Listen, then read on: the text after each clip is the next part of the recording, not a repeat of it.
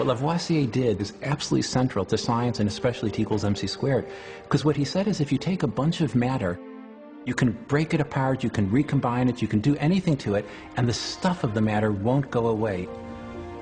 If the mob burned Paris to the ground, utterly razed it, shattered the bricks into rubble and dust, and burned the buildings into ashes and smoke, turns out if you put a huge dome over Paris and weighed all the smoke and all the ashes and all the rubble, it would add up to the exact same weight as the original city and the air around it before. Nothing disappears.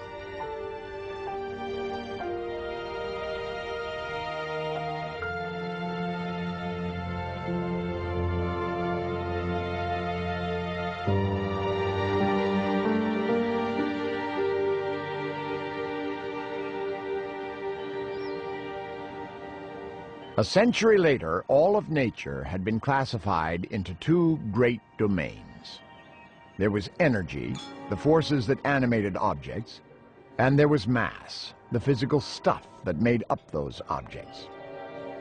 The whole of 19th century science rested on these two mighty pillars. The laws that governed one did not apply to the other.